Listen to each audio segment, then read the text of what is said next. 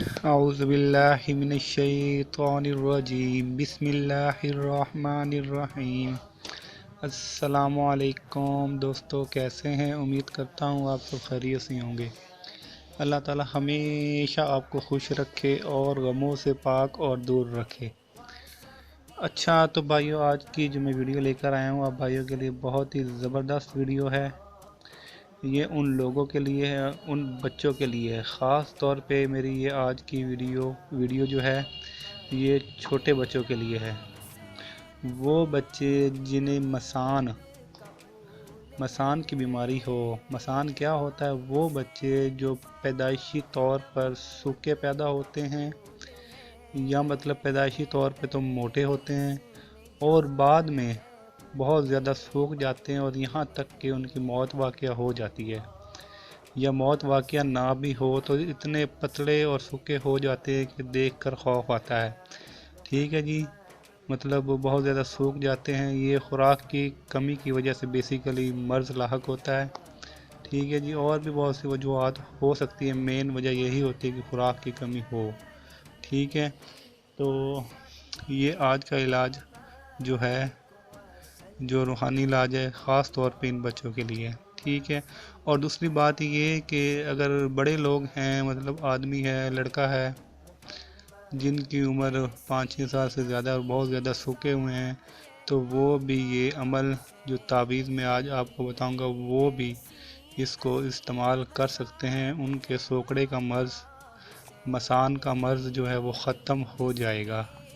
ٹھیک ہے، دونوں استعمال کر سکتے ہیں، بچے بھی بڑے بھی، تو ان دونوں کے لیے اس میں شفا انشاءاللہ اللہ کے حکم سے۔ تو یہ تعویذ جو آپ کو سکرین پہ نظر آ رہا ہے، اس کو آپ نے سفید کاغذ پر کالے قلم سے یا کالے مارکر سے آپ نے لکھ لینا ہے۔ کبھی بھی لکھ لیں، ٹھیک ہے جی، دوپہر کو نہ لکھیں 12 سے 1 کے درمیان، اس کے علاوہ جب مرضی لکھ لیں آپ، اور مغرب کی اذان سے پہلے لکھ لیں۔ ٹھیک ہے جی، کب نہیں لکھنا؟ 12 سے 1 کے درمیان، اور مغرب کی اذان کے بعد نہیں لکھنا۔ اس کے بعد آپ جس دن چاہیں لکھ سکتے ہیں اس کو، اور کیسے لکھنا ہے وہ میں نے آپ کو بتا دیا ہے کہ وائٹ کاغذ ہو، لائنیں نہ لگی ہوں، کالے مارکر سے آپ نے اس کو لکھنا ہے۔ لکھنے سے پہلے ایک بار درود پاک پڑھ لیں، اور جب یہ مکمل آپ لکھ لیں پھر ایک بار درود پاک پڑھ کر اس پہ پھونک مار لیں، اس کو شاپر وغیرہ میں لپیٹ کر اس کو تعویذ بنوا لیں اس کا۔ ٹھیک ہے، تعویذ بنا کے جو بچے مسان کے مرض میں مبتلا ہیں یا سوکڑے کے مرض میں مبتلا ہیں ان کے گلے میں ڈال دیں۔ اس وقت تک ان کے گلے میں یہ ڈلا رہے جب تک ان کو مطلب شفا نہیں مل جاتی۔ ٹھیک ہے جی، وہ اس مرض سے نہیں نکل جاتے، اس وقت تک یہ تعویذ ان کے گلے میں پڑا رہے۔ انشاءاللہ میں اللہ کے حکم سے مطلب گارنٹی دیتا ہوں کہ انشاءاللہ اللہ کے حکم سے جو ہے نا یہ مرض آپ کا جاتا رہے گا۔ ٹھیک ہے، اس کے علاوہ اس کو عورتیں بھی پہن سکتی ہیں اگر وہ بہت زیادہ مطلب سوکھی ہوئی ہیں، خوراک کی کمی ہے انہیں۔ آج کل تو پاکستان کے جو حالات ہیں آپ کے سامنے جا رہے ہیں کہ کیسے حالات ہیں پاکستان میں، کہ ہر دوسرے تیسرے بندے کو خوراک کی کمی ہے، اور یہاں تک کہ کچھ لوگ ایسے بھی ہیں جو 2 ٹائم کا کھانا کھاتے ہیں، اور کچھ لوگ ایسے بھی ہیں جو 1 ٹائم کا کھانا کھاتے ہیں، اور یہ مرض اسی وجہ سے لاحق ہو جاتا ہے۔